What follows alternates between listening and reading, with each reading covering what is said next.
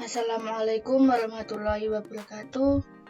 Di sini kami dari kelompok 4 Prodi Teknologi Rekayasa Perangkat Lunak akan mempresentasikan jenis cybercrime, yaitu cyber espion.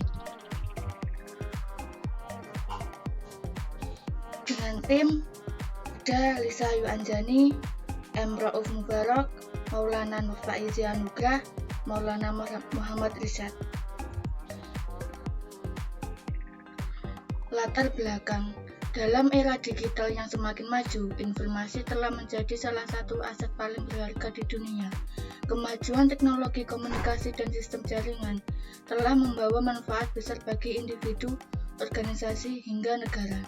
Namun, juga menciptakan kerentanan baru yang dapat dimanfaatkan oleh pihak tidak bertanggung jawab. Salah satu ancaman terbesar yang muncul dari perkembangan teknologi ini adalah cyber espion atau spionase siber. Cyber espion adalah bentuk serangan cyber yang dilakukan untuk mencuri informasi rahasia atau sensitif dari suatu pihak, baik itu pemerintah, perusahaan, maupun individu. Batasan masalah. 1. Apa maksud dari cybercrime? 2. Apa maksud dari cyber espion? 3. Dampak dari cyber espion.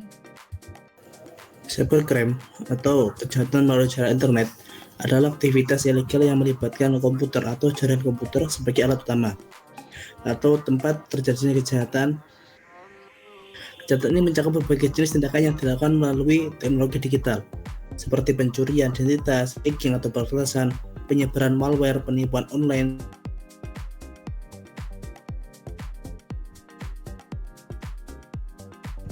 Cybercrime dapat menargetkan individu, organisasi, atau bahkan pemerintahan dengan tujuan mencuri informasi, merusak, atau memperoleh keuntungan secara tidak sah dari tindakan yang mereka lakukan.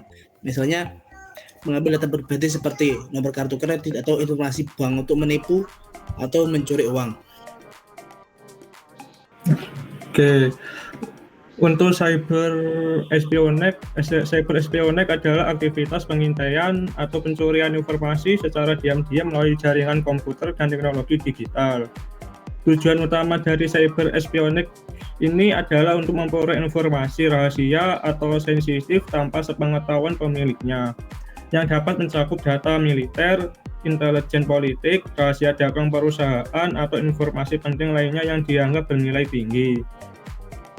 Untuk contoh-contoh cyber espionage adalah seperti phishing, malware, advanced persistent threat atau APT, social engineering, zero day exploit, dan watering hole attack.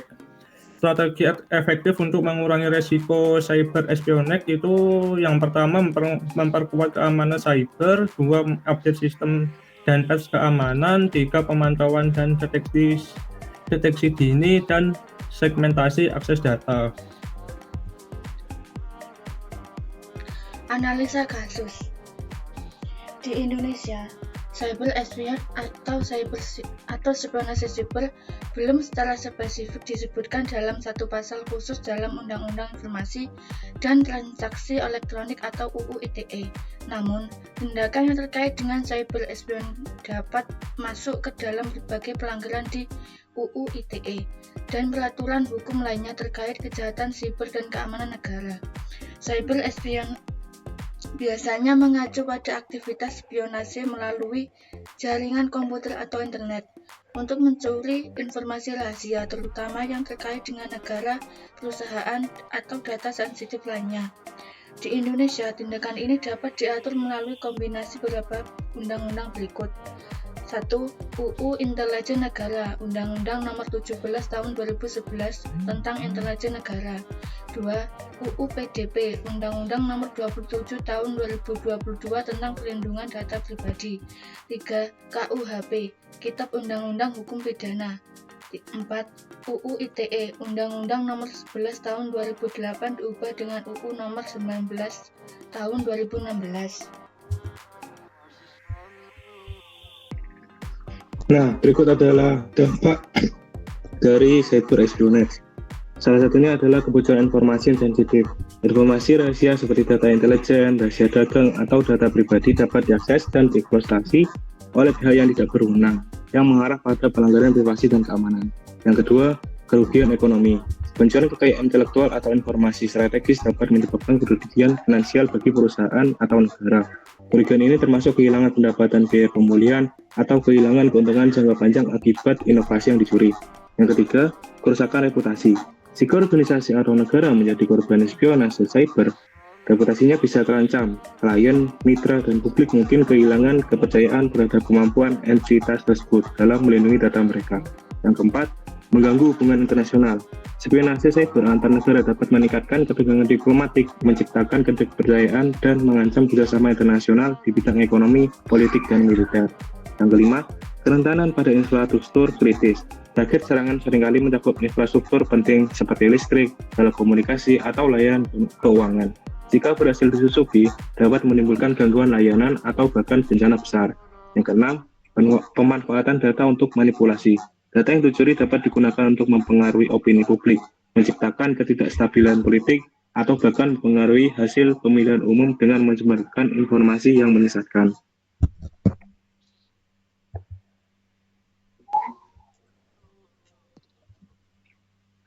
Nah, kesimpulan, cyber espionage atau spionase cyber adalah tindakan pencurian informasi rahasia melalui akses ilegal terhadap sistem elektronik yang umumnya menargetkan data sensitif negara atau perusahaan. Secara keseluruhan, hukum di Indonesia sudah memiliki perangkat yang cukup untuk mengatasi cyber espionage, meskipun istilah tersebut belum secara eksplisit disebutkan dalam regulasi.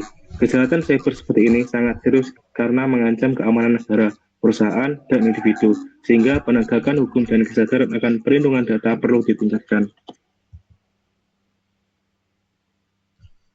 Terima kasih.